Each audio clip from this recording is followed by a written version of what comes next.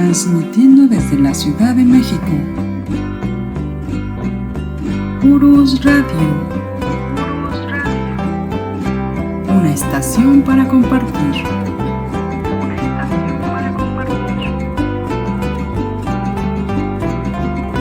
Urus Radio.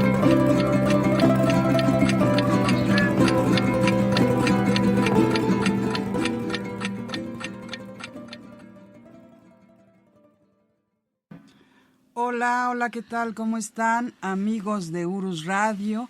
Aquí estamos con ustedes transmitiendo en vivo su programa de la verdadera historia de México. Los saludo, soy Doris y ya los extrañábamos, amigos, con solamente un día de no transmitir en vivo, los extrañamos. Profesor, ¿cómo está? Buenas noches.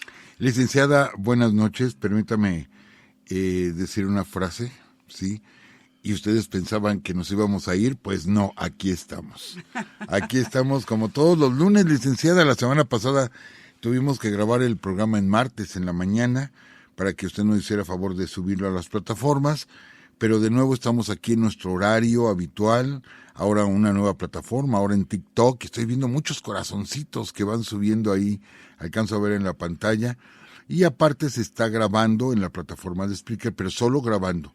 No se está transmitiendo por la plataforma, solo se graba para que de ahí se suba a las diferentes plataformas. ¿Estoy en lo correcto, licenciada? Sí, así es, profesor. En estos momentos se está grabando y al terminar el en vivo se va a subir, así que van a poder escucharlo en las diferentes plataformas, ya sea en Spotify y en las que ustedes conocen. Nos van a seguir escuchando como siempre, así que no desaparece, nada más cambiamos de plataforma, aunque también es tentativo, amigos. Esto es porque por las premuras, porque nos agarró desprevenidos, aunque ya habíamos transmitido 2 ocasiones antes de que se cerrara la otra plataforma. Ya habíamos transmitido por aquí, por TikTok, aunque ustedes, algunos nos mandan mensaje que posiblemente se cierre esta plataforma, pero bueno, yo lo dudo, porque desde el año pasado estaban diciendo que se iba a cerrar, pero pues hay otras alternativas que también vamos a ver, como transmitir en vivo desde Facebook o de YouTube, profesor. Sí, así es. Hay un rumor muy fuerte en los Estados Unidos de que, como hay conflicto entre Donald Trump y TikTok, se había comprometido a desaparecer esta plataforma en los Estados Unidos. Entonces podríamos seguir transmitiendo por TikTok al resto del mundo, pero menos Estados Unidos, donde tenemos muchos amigos que nos escuchan y bueno, nos han comentado esto. Pero bueno, como dice la licenciada, esto es de forma provisional para continuar en lo que nos acomodamos, ya sea en YouTube, Facebook o en ambas. De eso lo está viendo la licenciada. ¿O en las 3, profesor? O en las 3, sería ideal, licenciada, sería Sí. ideal. Vamos a ver, porque ahorita todavía estamos en este formato que nada más es audio. Si ya transmitimos en Facebook, tendríamos de alguna manera que hacerlo ya en video, también en Facebook y en YouTube, profesor. Sí, hacerlo en video hay un problema muy importante, que la imagen en video aumenta de peso y yo salgo muy gordito y no estoy tan gordito. Entonces como que no me gusta verme así muy cachetón, pero porque no estoy tanto, un poquito de sobrepeso nada más. Pero bueno, como que se imaginen que estoy un poco más delgado y ya con eso que nos vean. Sí, profesor. Lo que pasa es que, bueno, todo el tiempo nuestro formato ha sido audio, por eso es Urus Radio, ¿no? Uh-huh. Y que, bueno, ya en este tiempo, aunque muchos amigos también tienen esta modalidad, de todos modos se transmite por video. Sí, así es. Pero amigos, como lo dijimos la semana pasada, hay una historia donde se habla de una vaca, y bueno, pues algunos de ustedes la conocerán, quizá otros no, pero bueno, mataron nuestra vaca y esto nos obliga nos obliga a mejorar, a buscar nuevas alternativas. Y pues lo importante es que aquí seguimos con ustedes platicando de historia y ahora pues ya casi terminando historia del cine mexicano, licenciada. Sí, profesor, ya estamos en el episodio número 20 de esta fabulosa serie que nos ha gustado mucho del cine mexicano, profesor. Sí, y pues en un par de sesiones, licenciada, si mal no recuerdo, tendremos la oportunidad de estar alternando el micrófono con un excelente director de cortometraje. Sí. Lo habíamos comentado la semana pasada, que es el maestro Óscar Amadeo Modigliani, que nos va a hacer el favor de estar aquí presente. Ya se le hizo la invitación y sí aceptó, así que por acá lo tendremos. Sí, y no es una entrevista, amigos, No. Porque no somos un programa de entrevista. Es platicar de historia y él sabe muchísimo de historia. Entonces, pues va a ser un deleite tenerlo aquí en cabina, licenciada. Y pues, no sé, usted me dice. Adelante, profesor. Y saludamos muy rápido a nuestros amigos que están aquí en vivo. Está Miguel, de repente es que tienen diferentes nombres aquí. Eric González, está Luis Mezqui, Alan Mares, gracias amigos. Rodrigo Rosales, Mari Rivera, gracias. Carlos Alberto Martínez Maya, gracias. Eva Herrera, hay muchos amigos que nos dijeron, híjole, es que no tengo TikTok, pero creo, si mal no recuerdo, que pueden entrar a la web y ahí pueden entrar directamente a la plataforma y no hay ningún problema de que tengan o no tengan esa aplicación. Así es, y yo aprovecho antes de iniciar para enviar un saludo a una de nuestras amigas, Rebeca Bracamontes. Ella vive en Los Ángeles, California, y pues le ha tocado padecer esta situación terrible que están viviendo nuestros paisanos allá en Los Ángeles.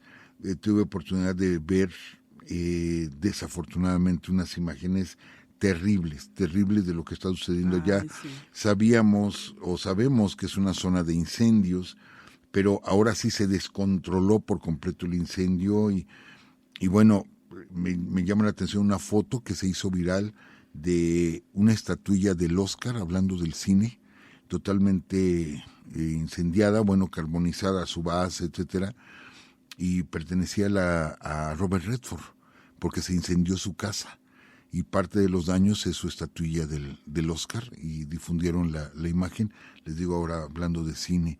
No, qué triste lo que está pasando. Amigos, cuídense mucho. Yo sé que duelen las pérdidas materiales, pero al final todo eso se puede recuperar, pero la vida, amigos, esa no se recupera. Entonces, cuídense mucho, por favor. Sí, profesor, es terrible lo que se está viviendo y también deseamos que esto termine lo más rápido posible porque sí, evacuaron a muchas personas y ¿qué más podemos decir? Como dice el profesor, que se cuiden mucho y esperamos que estén muy bien. Los queremos, amigos. Los queremos mucho. Sí, y adelante, profesor, con este tema que creo que también va a estar interesante y hay más películas, profesor, para anexar a nuestra lista. Sí, de la cual platicaremos la próxima semana, porque hoy, amigos, platicaremos, ya terminamos la época de oro del cine mexicano, la llamada época de oro, que para algunos termina en 1956, pero aquí voy a cambiar un poquitito el discurso, porque tenemos que hablar un poquito del entorno político.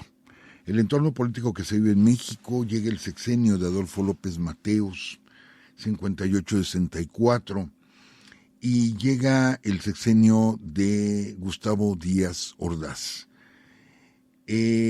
Amigos, estamos hablando de los años 60, Díaz Ordaz está en 64-70.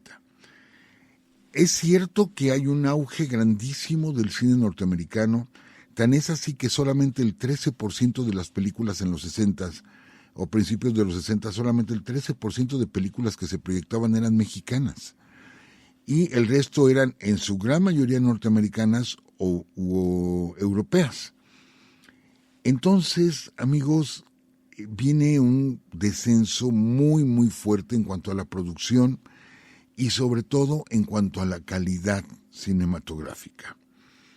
No se producen tantas películas y las pocas que se producen son películas más, como dijéramos, más basada en cantantes, basada en los ritmos de moda, sin una historia profunda o una historia reflexiva. No fueron malas películas, pero no tenían la fuerza, de las películas de la época de oro, definitivamente.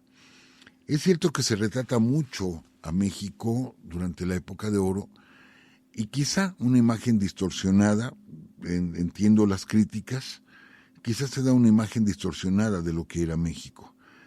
Pero tanta influencia que tenemos norteamericana, se producen en México algunos western, se producen en México películas musicales, que sí, tiene actores o actrices importantes, pero que no tienen esa trascendencia, por lo tanto el público comienza a dejar las salas de cine donde se exhiban películas mexicanas, y yo recuerdo, ahí sí ya puedo yo hablar un poquito en primera persona, licenciada y amigos, porque, bueno, pues yo me formé en los años 70, muy jovencito, muy jovencito, pero me formé en los años 70.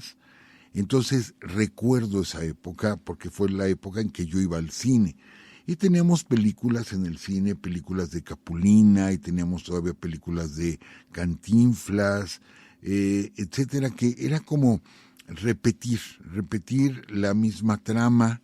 Eran las llamadas películas de pastelazo, que pues sí nos divertíamos, íbamos con toda la familia, era casi un picnic el que hacíamos en el cine, porque llevábamos palomitas, no las comprábamos ahí, sino las llevábamos, y comprábamos refrescos y comprábamos tortas. Sí, yo lo hice. Bueno, yo no, mis padres lo hicieron, y yo lo disfrutaba, yo lo disfrutaba bastante. Eran salas enormes, salas grandísimas. Yo sé que nos escuchan en todo el país. Desconozco los nombres de las salas en Guadalajara, en Monterrey, en Veracruz, en Mérida, en Tijuana, en Chihuahua. Puedo hablar de las salas de aquí, de la Ciudad de México. Y tenemos el cine de la Villa, el Bahía, que yo asistí muchas veces a ese cine. El cine Metropolitan, el cine Latino, el cine París. Había varios cines y eran salas muy grandes. Entonces, pues iba bastante gente, las salas se llenaban, repetían las películas o había permanencia voluntaria, y fue el tiempo donde tuve oportunidad de ver, yo por mi cuenta en otras proyecciones, cine norteamericano, las grandes producciones norteamericanas, poderlas ver en pantalla grande. Y es entonces que México despierta, y esto, perdón que cambie, insisto, el discurso, licenciada, pero México despierta a un letargo muy importante. Se empieza a dar manifestaciones públicas, los ferrocarrileros, los médicos, y no se diga los estudiantes. No vamos a hablar aquí de toda la historia del 68, pero es algo que definitivamente el gobierno pierde el control. Y sabemos que se viene la Olimpiada de México 68 y se viene el Campeonato del Mundo de México 70. Para esto, y esto va a ser importante por lo que vamos a platicar, se compra un equipo muy sofisticado para ese tiempo, para filmar los Juegos de la 19ª Olimpiada. Este equipo es el que va, pues, a grabar a Bob Beamon, a Vera Charlavska, al sargento Pedraza, en fin, llega un equipo cinematográfico, o sea, de tecnología, pues, cámaras, etcétera, muy de mucha calidad. Lo mejor que había en el mundo llega aquí. Voy a hacer una pequeña pausa a raíz de esto, de lo que sucede en el 68, por lo que vendrá después. Sabemos que hubo una matanza el 2 de octubre en la Plaza de Tlatelolco, en la Plaza de las Tres Culturas, y tenemos el sexenio, sale Díaz Ordaz, en el 70 tenemos el sexenio de Luis Echeverría Álvarez. Pero aquí sucede algo muy interesante y a veces hasta incomprensible, porque sabemos, el autoritarismo en el que se vivía en México en ese tiempo, y el hermano de Luis Echeverría Álvarez, su hermano Rodolfo Echeverría, él queda como titular del Banco Nacional Cinematográfico. Ante esta decaída del cine mexicano, lo que pretende el gobierno, pero por medio de Rodolfo Echeverría, por medio de él, del hermano, ¿sí?, de Luis, es que haya un sustento económico muy importante mediante el Banco Nacional Cinematográfico, de tal forma que se pudieran patrocinar películas que fueran patrocinadas pues por el Estado. Esto suena así como muy socialista casi, o muy comunista. Había productores privados, sí, pero se empieza a promover el cine por parte del Estado. Y el Estado aporta muchos millones de pesos, ¿eh? Entonces, directores y productores acuden al Banco Nacional Cinematográfico a pedir presupuesto para filmar películas. Y uno dijera, después de saber que Luis Echeverría estuvo atrás de los sucesos del 68 y del 71, el Jueves de Corpus, pues como que, ¿cómo iba a permitir él? Seguramente iba a haber censura en cuanto a los guiones que se presentaran. Pues no, amigos, no hubo esa censura, no se dio. Entonces empezaron a llegar directores, productores, a pedir apoyo al Banco Nacional Cinematográfico y empezaron a filmar. Y se empezó un rescate del cine mexicano. Un rescate que se le considera como la segunda época de oro del cine mexicano. Increíble, ¿eh? Porque conocemos a Luis Echeverría como alguien represor, encabezó la guerra sucia de los 70s, o sea, y teníamos un gobierno represor. Sin embargo, se permite, ¿sí?, la filmación y la presentación de películas que hacen una crítica severa al sistema. Películas de corte documental que forman parte ya de nuestra historia y que uno no comprende cómo fue posible que se filmaran. ¿Cómo le hicieron para filmarlo? ¿Cómo consiguieron las autorizaciones? Pero qué bueno que lo consiguieron. Yo recuerdo ahorita una película, ¿sí?, muy, muy, muy importante, que es Canoa. Lo que sucedió en San Miguel Canoa fue un hecho real. Por eso también se le considera como cine documental, porque esto queda como documento, o sea, se están presentando cosas reales. Ya no son las historias de amor, ya no son las historias de que el muchacho se roba a la muchacha y tiene que pelear con los papás, y ya no son ese tipo de historias. Ahora de pronto vemos una producción como Canoa, donde vemos a un pueblo sugestionado y fanatizado, y que se va en contra de trabajadores de la universidad, pensando que eran estudiantes, y vemos ahí cómo se les reprime injustamente, incluso hasta la muerte, ¿sí?, en un acto de denuncia. Es una película de denuncia, y se presentó la película. Se presentó, pero otra película que impacta verdaderamente, El Palacio Negro, o la podemos encontrar como El Palacio Negro, filmada en 1976, o también la conocemos como Lecumberri, El Palacio Negro, que es un documental, amigos, no es una película, no tiene una trama, no tiene una historia, es un documental donde entran a Lecumberri, donde entrevistan a los internos en Lecumberri, y donde muestran, toda esa parte negra del palacio, ¿no? de Lecumberri, y que es una denuncia, prácticamente es una denuncia de lo que está sucediendo ahí, y no olvidemos que ahí están personajes muy importantes, políticos muy importantes, gente que eran presos políticos, ahí están en el Palacio Negro, y de pronto se exhibe esa película.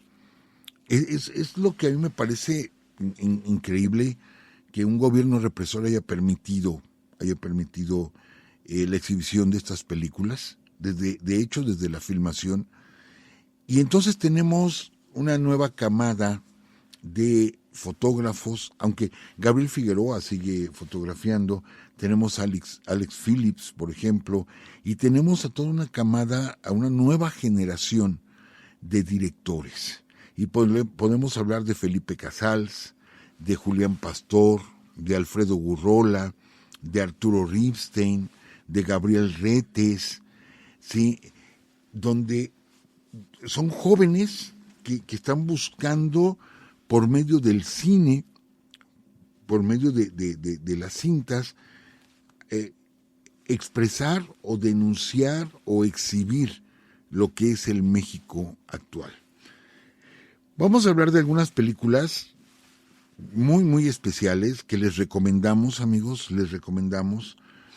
Yo recuerdo la película Cascabel, una película que encabeza Sergio Jiménez, donde él es un periodista que va a la Lacandona, ¿sí? A la selva lacandona, para hacer una denuncia de cómo se abusa de los lacandones, y el juego cinematográfico ahí con una víbora de cascabel. La escena es impresionante, cómo una serpiente durante toda la película se va acercando hasta que se cansa el personaje de Sergio Jiménez, un gran actor, Sergio Jiménez, se cansa ya de tanta corrupción, de tantos abusos a los lacandones, y la serpiente entra a su casa de campaña. Es una escena, yo recuerdo cómo la vi en el cine, muy impactante. Hay un cristal en medio, se filma con una víbora de cascabel, entonces el cristal no se ve, pero se nota cómo se enreda o va aprisionando a Sergio Jiménez. La película es muy buena, definitivamente muy, muy buena. Otra película que es de las clásicas del cine mexicano, que igual yo se las recomiendo muchísimo. Bueno, de las que vamos a hablar, se las recomendamos. Fe, Esperanza y Caridad. Una trilogía. Katy Jurado, excelente, se lleva el Ariel por su actuación aquí en Fe, Esperanza y Caridad, donde son 3 historias, y recuerdo aquella historia donde sale Sara García y Katy Jurado, precisamente, donde a un niño lo descalabran con una piedra. Entonces, esto desata una serie de situaciones, y el final, el final, perdón que lo diga así, pero es como una bofetada el final. Cuando al final los 2 niños se vuelven amigos, ¿sí? Los 2 niños que habían peleado y que por cuya pelea se había desarrollado toda una serie de tragedias, al final terminan siendo amigos, ¿sí? Perdón si les estoy platicando algunos finales, licenciada, pero es que son escenas muy, muy, muy buenas. La película El Bulto, por ejemplo. Imagínense, es una película que podríamos considerar casi subversiva, ¿no? Para el tiempo aquel. En esa película, un joven que participa en las manifestaciones durante los movimientos estudiantiles queda en estado de coma durante muchos años y se convierte en un bulto, ¿sí? Hasta que muchos años después recobra la conciencia, pero él se queda con la mentalidad de la época de los movimientos estudiantiles y ve que después de tantos años sus amigos se han adherido al sistema, que era gente revolucionaria, ya se adhirieron al sistema, ve con desilusión lo que le ha pasado a México, que después de tantas luchas no pudieron hacerlo cambiar. Entonces es un humor negro el que contiene la película. Por eso les digo, pues permitieron que la pusieran. Bandera Rota, que ya se las recomendamos. Bandera Rota, con Retes, con Tina Romero, donde secuestran, bueno, no secuestran, son testigos de un homicidio y secuestran de alguna forma a Manolo Fábregas, que es el culpable del homicidio. Lo secuestran porque lo presionan, ¿sí? Lo controlan para no denunciar que él cometió el asesinato y que resultó que era un amante, y lo hacen hacer cambios políticos en México. Sí, cambios muy importantes políticos. Una excelente actuación ahí de Aarón Hernán, por ejemplo, y les digo Manolo Fábregas. Y luego se va a dar una corriente muy importante que se le llamó, en teatro se le llamó teatro periódico y en cine se le llamó el cine periódico. Esto es, se tomaba una historia de un periódico, una historia que fuera muy notoria o que había causado notoriedad en la sociedad, y de pronto se tomaban todos los argumentos, se investigaba el caso y se hacía película. Y tenemos el caso de Las Poquianchis, que es una historia real por completo, Las Poquianchis, y es un clásico del cine mexicano, la historia de Las Poquianchis. Tenemos, por ejemplo, El Castillo de la Pureza, con López Tarso. El Castillo de la Pureza también es una historia real de un hombre que mantiene cautiva y encerrada a su familia y que él, por cuestiones religiosas, no permite que sus hijos se involucren con el mundo, y esto va a ocasionar una serie de dificultades, entre ellos incluso situaciones de incesto. Y es un caso real que apareció en los periódicos, entonces se le da seguimiento y se hace el guión y se presenta la historia. Tenemos El Profeta Mimí. El Profeta Mimí también con López Tarso, donde igual nos narra una historia completamente real de alguien que se sentía profeta religioso y que busca perdonar o sacar del pecado a mujeres que ejercen la prostitución. Y hay toda una trama ahí. Esas historias son reales, ¿sí? Y se tomaron y se filmaron, son grandes películas. No se diga El Apando, amigos. El Apando es brutal, la película. Brutal. La actuación de José Carlos Ruiz, qué bárbaro. Qué bárbaro José Carlos Ruiz, Sergio Jiménez, Salvador Sánchez, María Rojo. Y es una historia contada por Silvestre Revueltas, ¿sí? Que él hace la historia del Apando basada en hechos reales. No toda la historia es la misma. Él como que reúne trozos de diferentes historias para crear el Apando. Pero son situaciones que aisladamente se vivieron, ¿sí? Dentro del Palacio Negro de Lecumberri. Y la historia, les digo, y la actuación de José Carlos Ruiz, que es un adicto ya trastornado de sus facultades mentales, la historia es impactante, muy, muy impactante. Yo recuerdo cuando fui a verla al cine y la gente salía callada, Y había personas, me consta, amigos, que cuando comenzaban las escenas fuertes, porque hay escenas sexuales, pero no por mostrar sexo explícito. La idea no era mostrar el sexo como tal, no era una película pornográfica, sino mostrar las situaciones sexuales de los internos. Entonces, yo veía personas saliéndose de las salas, Se salían de las salas porque eran demasiado fuertes para ese tiempo, demasiado fuertes las escenas. Entonces, les digo, se toman así muchas películas de hechos reales. Lo que les decía, es un cine también de denuncia, como Cascabel, como Tívoli. Tívoli que de pronto nos suena un cabaret, pues sí, era un cabaret, era un teatro, no cabaret, era un teatro, donde se presentaba burlesque. Y a lo mejor no nos llama la atención Tívoli, pero fue un hecho real, ¿eh? Lo que pasa en Tívoli, y cuando siendo jefe de gobierno, sí, bueno, en ese tiempo se le llamaba regente de la Ciudad de México, Uruchurtu, ¿sí?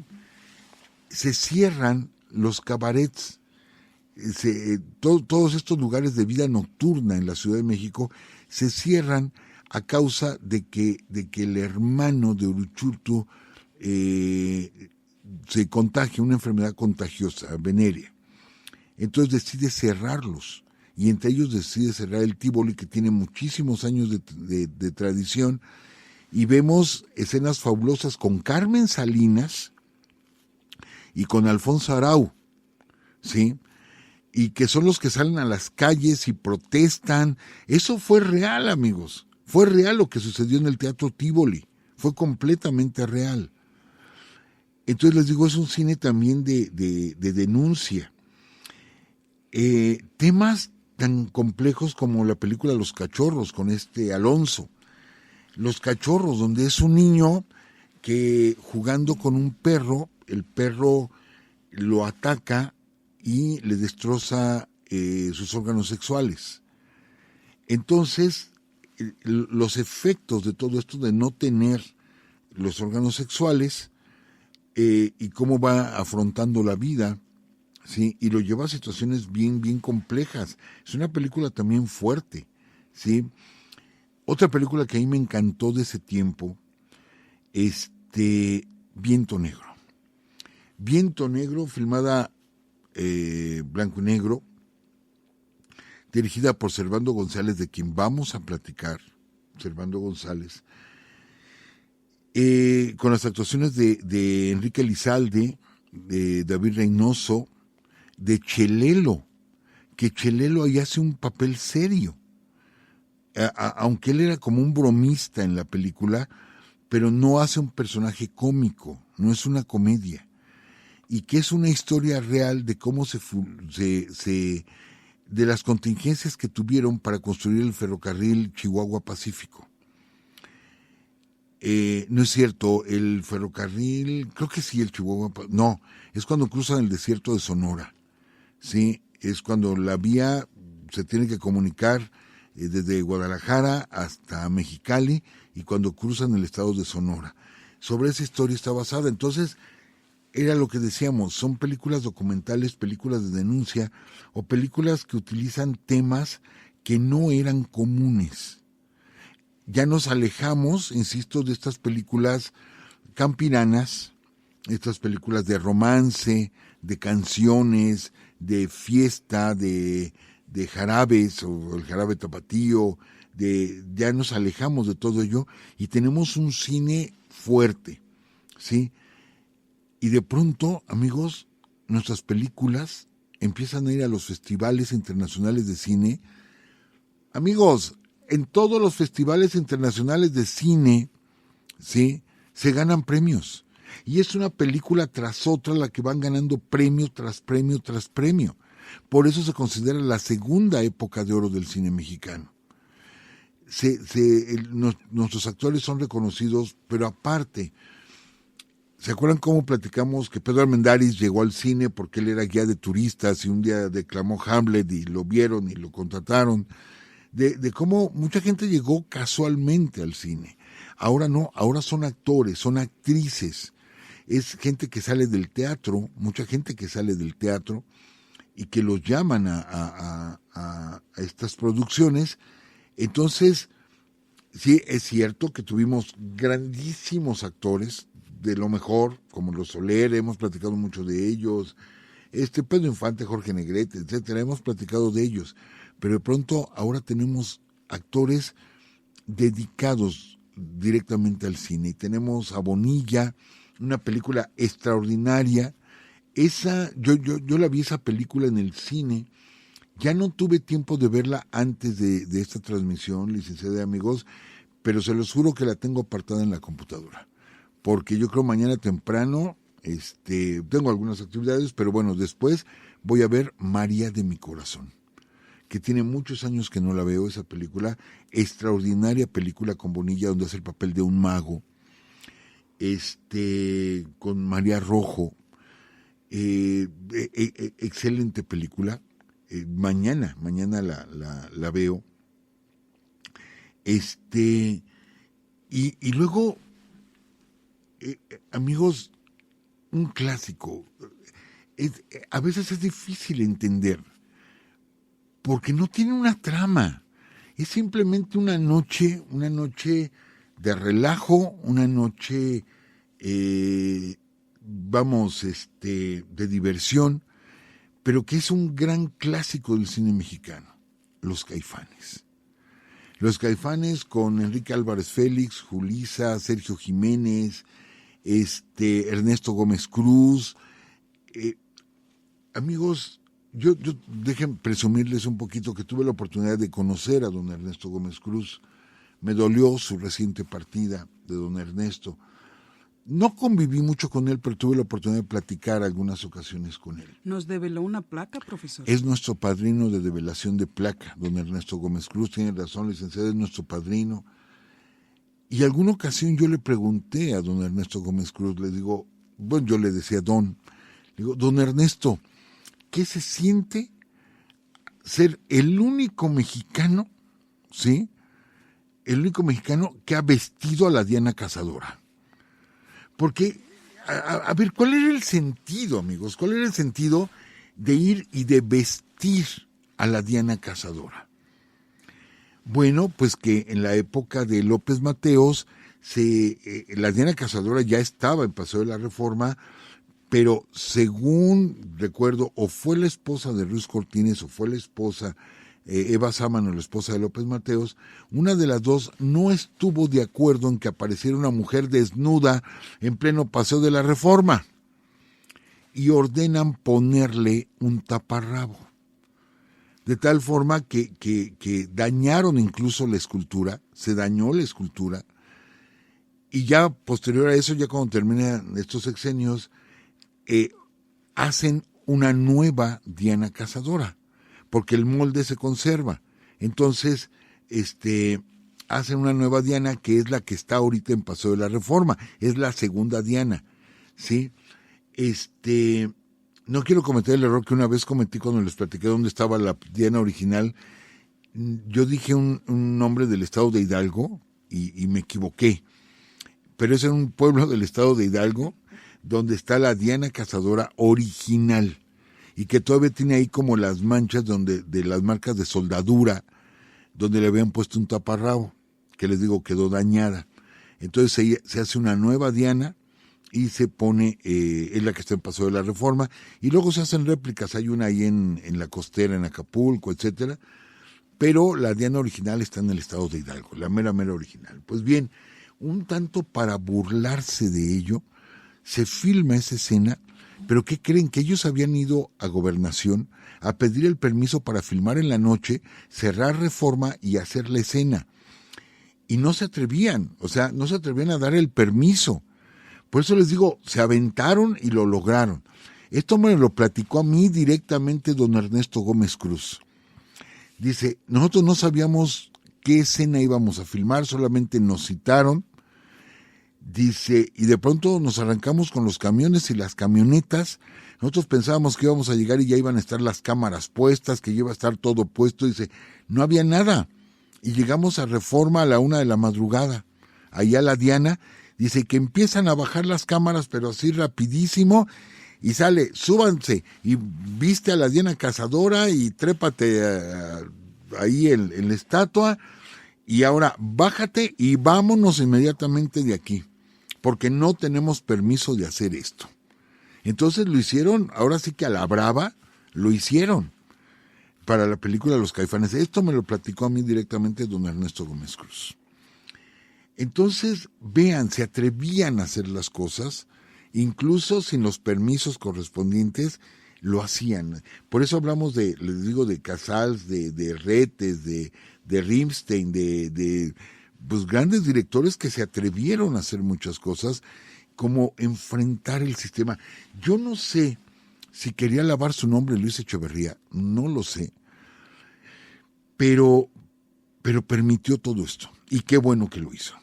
Qué bueno que lo hizo. Entonces, otra película que es impactante, amigos, y que hemos recomendado aquí cuando hemos hablado de otras etapas de la historia de México, le decimos, vean esta película, vean La Guerra Santa. La Guerra Santa con José Carlos Ruiz. Vean esta película, ¿sí? Que es un reflejo de lo que fue la Guerra Cristera. Fue censurada esta película porque la iban a estrenar, bueno, se iba a estrenar se estrenó poco antes de la primer llegada de Juan Pablo II a México. Yo me acuerdo, ¿sí? Se estrena una semana antes de la llegada de Juan Pablo II, la primera vez que vino. Y justo un día antes de que él llegara, se quita de cartelera. Así, se quitó de cartelera, La Guerra Santa. Entonces fue una película censurada por presiones del clero, porque habla precisamente de la Guerra Cristera. Se las recomendamos muchísimo, amigos. Y les digo, Los Caifanes. Usted, licenciada, tuvo la oportunidad de conocer y de intercambiar saludos con Julissa. Ah, de veras, es cierto. Sí, usted se encontró con Julissa y tuvo oportunidad de, pues, saludarla por lo menos, ¿sí? Entonces, pues es una película, un clásico. Me acuerdo ahí, es la única película donde sale Carlos Monsiváis. Amigos, se ubican a Carlos Monsiváis, al gran Monsi. Bueno, él sale en esa película, a lo mejor dicen, ya se le fue ahora sí al profe. ¿Cómo que sale Monsiváis? Sí, sale Carlos Monsiváis. No había quien hiciera esa escena, porque es una escena muy chiquitita, e invitan a Monsiváis así como, vente, nos hace falta alguien para que haga esta escena, porque les digo, la película se hizo casi a la brava. Entonces lo invitan y de pronto Monsiváis, que él era escritor, nada que ver con la actuación, lo visten de Santa Claus y le dicen, vas a ser un Santa Claus borracho. Ustedes vean Los Caifanes, bueno, pues el Santa Claus borracho es Carlos Monsiváis. Entonces, y Óscar Chávez. Y Óscar Chávez. Óscar Chávez, que se da a conocer y que ya era muy conocido como trovador durante el movimiento del 68, y ahí lo va a conocer muchísima gente.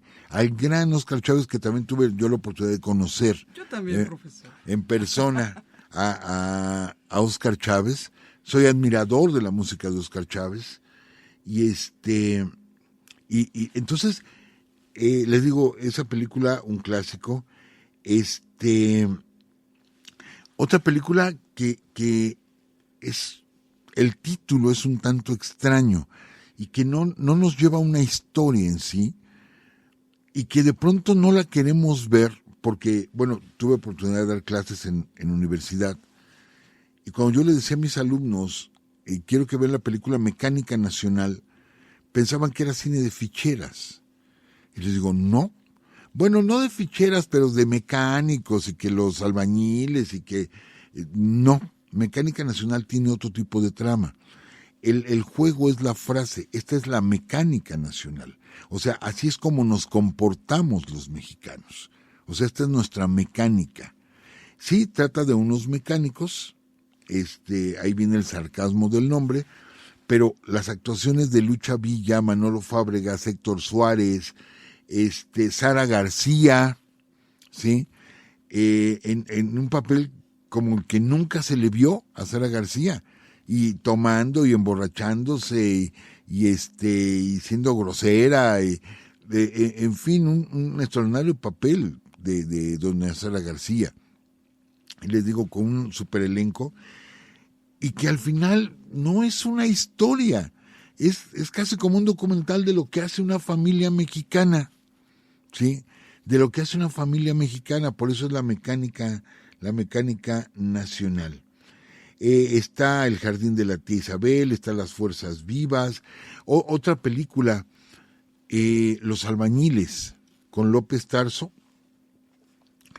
que, bueno, yo tuve oportunidad de ver Los Albañiles en teatro con José Carlos Ruiz, y en teatro, bueno, José Carlos estuvo excelente, José Carlos Ruiz excelente en teatro, y ya cuando se hace la película llaman a López Tarso para que encabece el elenco haciendo el papel de Don Jesús, y a José Carlos Ruiz lo dejan haciendo el personaje de...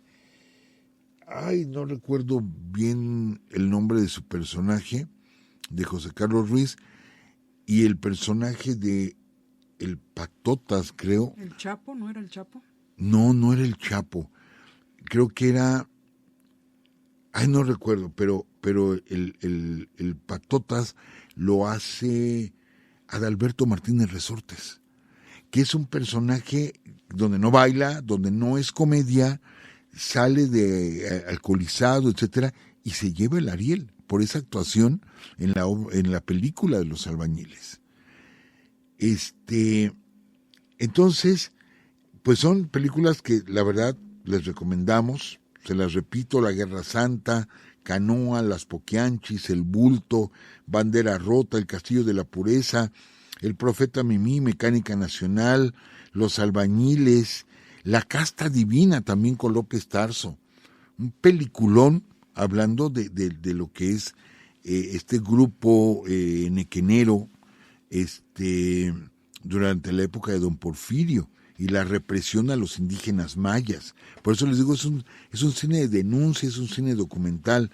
Llovizna, El Apando, Los Cachorros, Los Caifanes, Fe, Esperanza y Caridad, Tívoli, Viento Negro, María de mi Corazón, y son solo unas cuantas de infinidad de películas que se filmaron en la época de Luis Echeverría, siendo director del Banco Nacional Cinematográfico Rodolfo Echeverría Álvarez.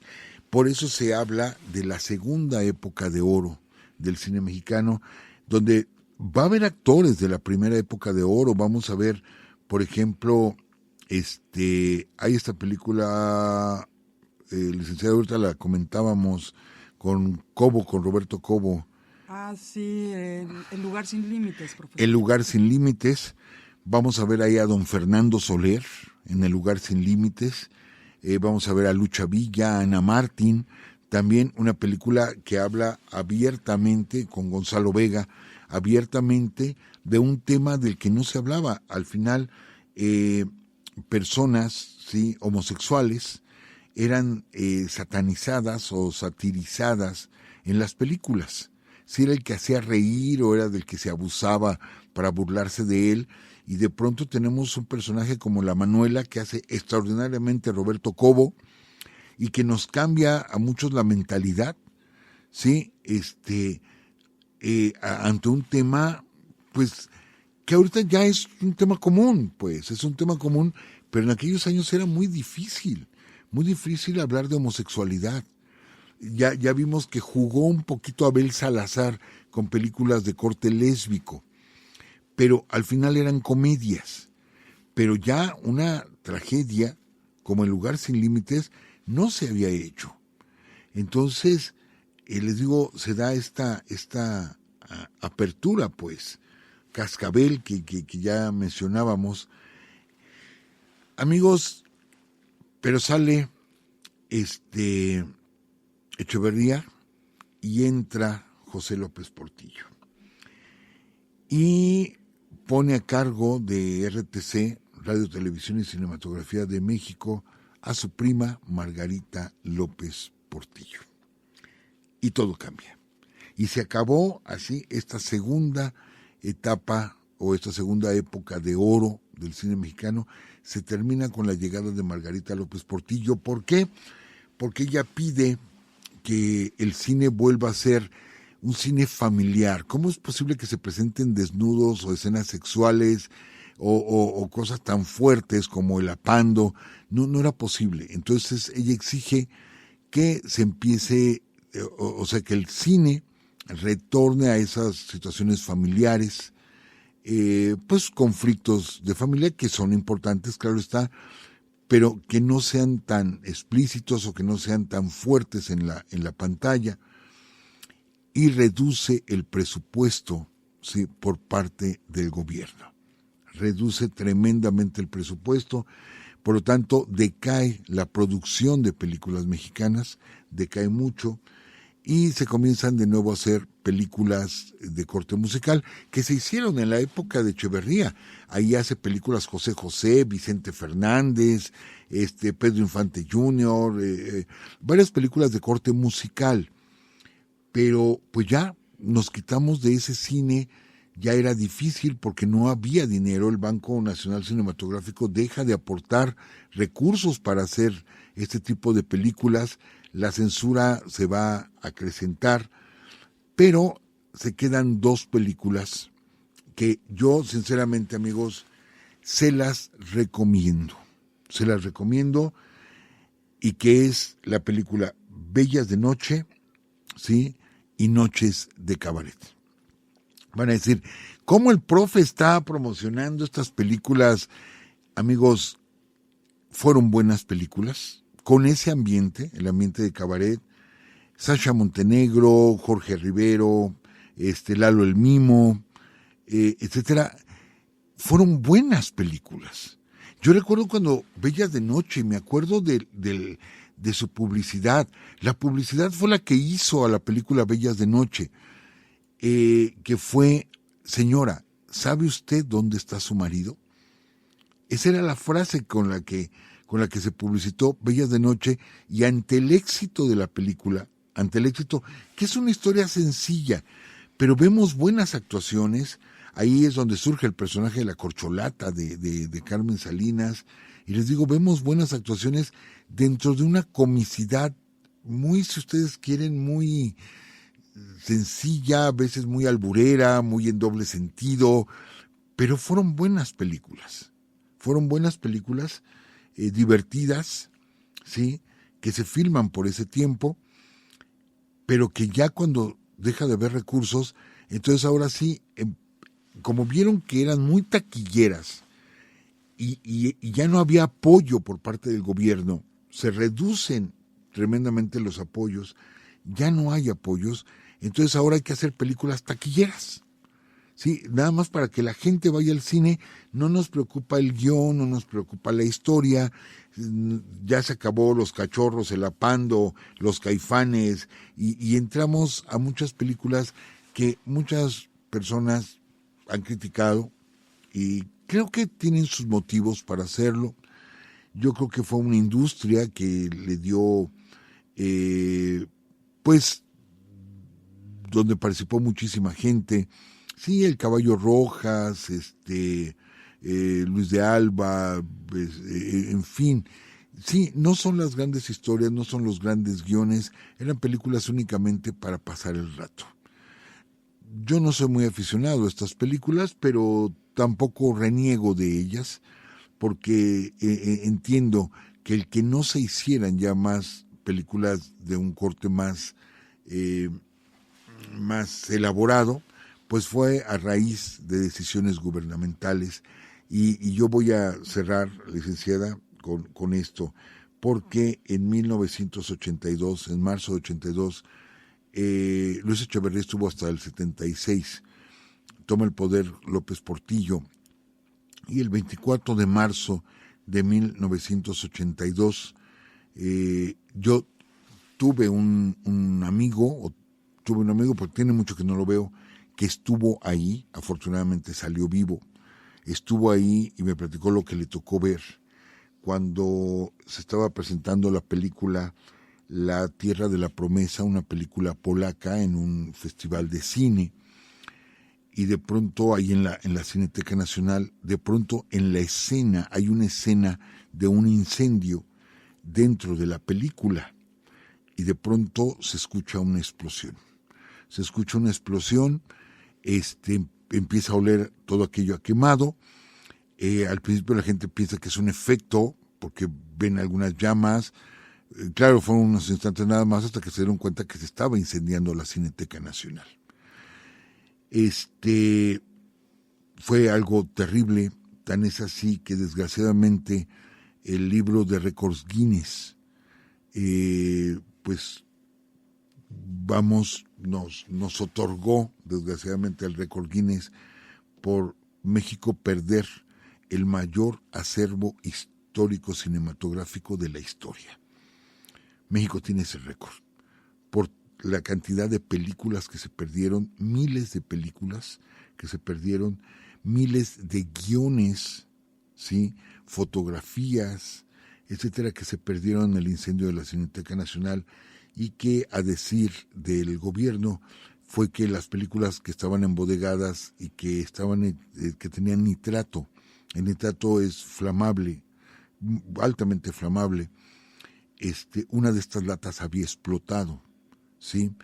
Y había ocasionado ese terrible incendio, y se perdieron muchísimas películas en la Cineteca. La Cineteca, imagínense, con tantas películas ahí, pues aquello ardió y hubo algunos muertos, y fue algo terrible. Y bueno, se nos acaba el tiempo, licenciada, para abrir la próxima semana precisamente con el incendio de la Cineteca Nacional, porque mucho se dijo la declaración oficial del gobierno. Aquí platicamos las diferentes versiones. No tenemos la verdad absoluta. Ustedes, amigos, son los que tomarán cuál versión es con la que ustedes se adhieren más. La versión del gobierno es que había explotado el nitrato, o que había explotado una estufa en un restaurante Wings que se encontraba ahí en la Cineteca, y que había explotado una estufa. Otra, que había sido un cigarrillo que alguien prendió en una zona donde no se debe fumar, y que el cigarrillo había prendido una de las películas de nitrato y había explotado. La cuestión, amigos, es que cuando se empezó la investigación, los bomberos encontraron que toda la zona donde había películas de nitrato estaba intacta. No había habido ninguna explosión de nitrato. Entonces detienen las investigaciones, y a la brevedad se da la orden de demoler la Cineteca Nacional, demoler lo que había quedado, antes de que se dieran cuenta de qué. Porque les digo, se alcanzó a saber que el nitrato se había salvado, no había sido el nitrato.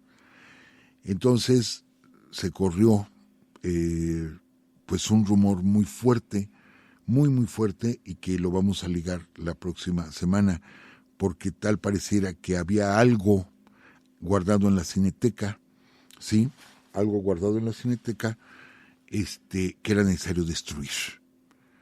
Entonces yo les recomiendo, amigos, un documental que fue prohibido, amigos, 50 años después, ¿sí? Amigos, 50 años después de Tlatelolco, fue prohibido, ¿sí? Este documental, o sea, recientemente, tiene poco que se dio a la luz, unos cuantos años que se dio a la luz este documental.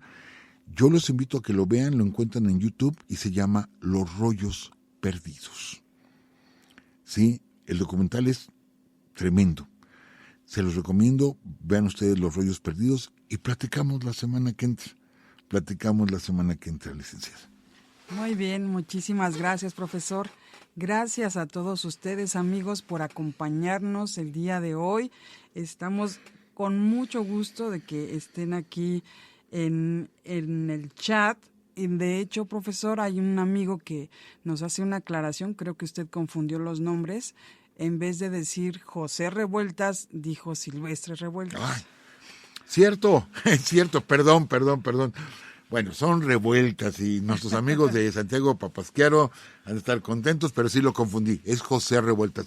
Toda la razón. Una disculpa. Sí, José era Revueltas, escritor precisamente de Ajá. cine.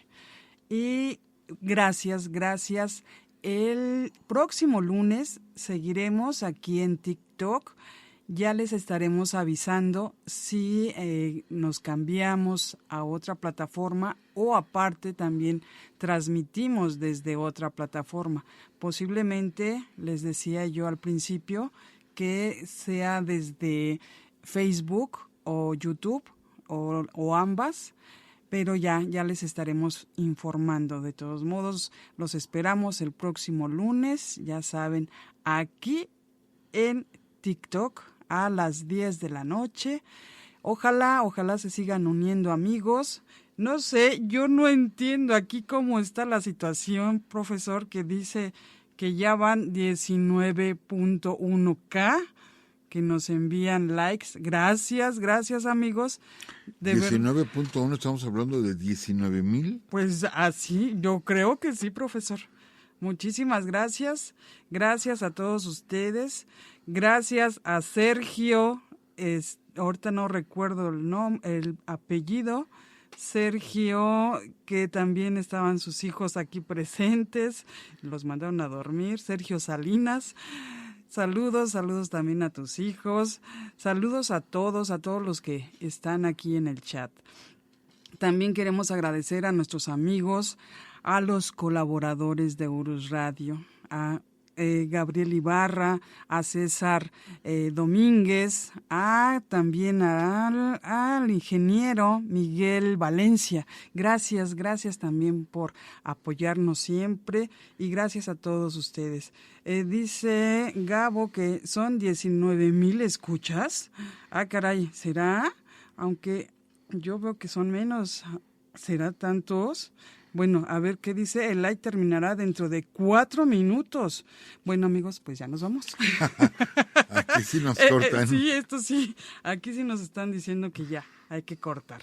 Bueno, muchas gracias. Gracias, Gabo. Y los esperamos entonces próximo lunes. También les vamos a mandar publicidad en nuestras diferentes redes sociales, así que estén atentos, por favor, amigos. Un fuerte abrazo y por acá los esperamos próximo lunes. Hasta luego, amigos. Que estén muy bien. La fecha de grabación de este episodio es 13 de enero de 2025. Esta fue una transmisión más de Urus Radio. Los esperamos el próximo lunes a las 10 de la noche. Hasta entonces.